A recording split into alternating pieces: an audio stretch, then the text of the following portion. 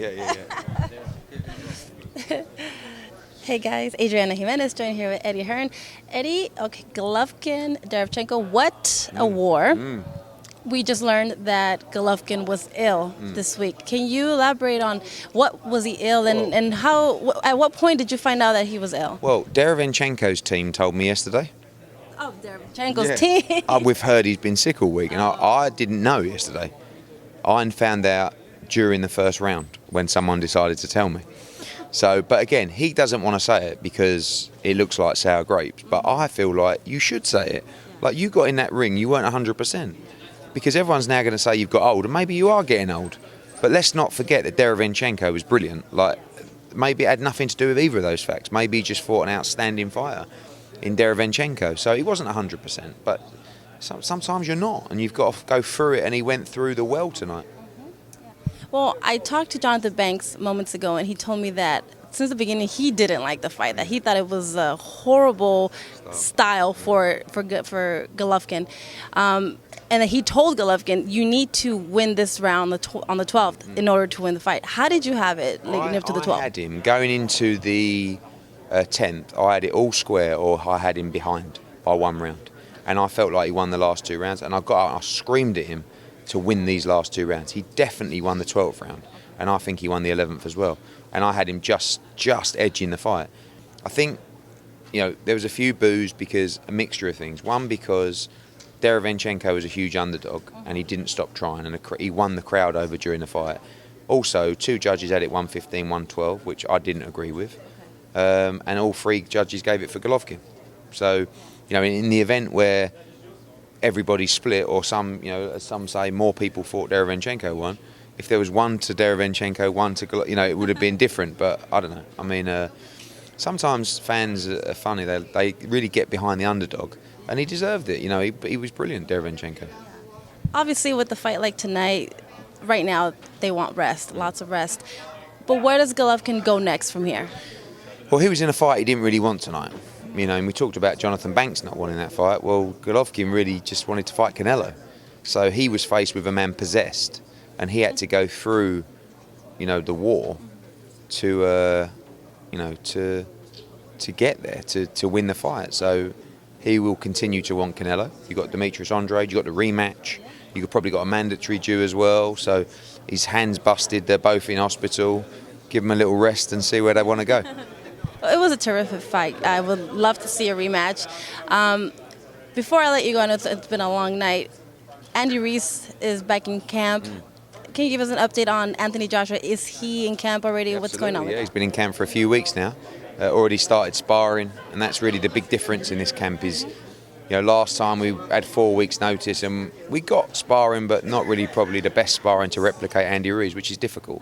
This time we feel like we've got it, and that's already underway, and he's in good spirits. Everyone's really excited for another huge event. With the first fight, there was talks about maybe Andy Ruiz didn't have enough time to prepare, even though we saw him win. With the equal amount of time to prepare for both, what does that do for both fighters this time around? I think Andy Ruiz's sort of weakness has been the time, what he does between fights. Like, not these are bad liver, but probably eat a bit too much, not train a lot. The benefit he had of the first fight was he came off a Dimitrenko win, and he was fit and firing, and he had a few days off, and he went straight back into a 5-week camp, right, which was good for him. So I don't know whether having the break that he had and then going in, and he enjoyed himself in that break. He travelled a lot, and your demands change when you win a world title. People want to hear you here, there, you're flying there. Look at all the travelling he done. So maybe that didn't help him, or maybe the longer camp helps him. I think it's all going to be down to the night. Joshua's got a box to plan, and Ruiz is going to do what he always does and try and let those hands go again and try and win by stoppage. Obviously, we don't know what is going on with Andy Ruiz day to day. Recently, Tyson Fury said that he's been there. He recognizes that, that look or that lifestyle, that he doesn't see something good. I mean, what do you make of that when Tyson Fury says that? He's enjoying himself, isn't he? I mean, you've got to enjoy winning the world heavyweight title. He's gone from making $200,000 a fight to 13 million over 2 fights. So he's bought a mansion, he's bought a Rolls Royce. Good luck to him. It's what life's all about. But, you know, we'll see how focused he is in a rematch.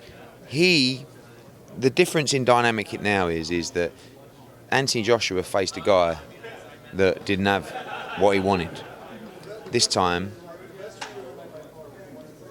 Andy Ruiz is facing a guy who hasn't got what he wants or wanted, which is his world heavyweight titles back. Now Andy Ruiz has got maybe everything he's ever dreamed of.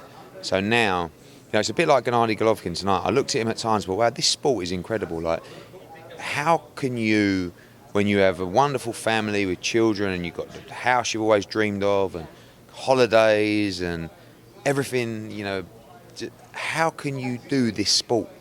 You know, like, do you need this anymore? And he showed, yeah, I do, and that's called a competitor. And Anthony's the same. So that's the remarkable thing about this sport, the guys at the top level who go from the kids from the street who would fight anyone to, I'm not like that anymore. You know, I've got this, they almost go soft. You know what I mean? And that's just life. But the greats are the ones like Floyd who have everything and just keep on winning. At the press conference, here in New York, Anthony Joshua mentioned that before he would hear, I don't know, songs or speeches, like motivational speeches, and he wouldn't care much about it. He was undefeated, and he knew what he had. And now having a loss, that he listens to them differently, and he gets motivated. So when you talk to Anthony Joshua now, like, has he changed? What is Anthony Joshua like now? He'll never change. I mean, he's never changed since the first day I met him when he had nothing. You know, it's just a different mindset now where I'm a challenger, you know, and I need to win this fight. And maybe he got complacent. Maybe Ruiz was just brilliant. Like, who knows? But the mindset now is very much challenger mindset, back to the drawing board, and do what we do is win. All right? Eddie, thank you so much. Thank you.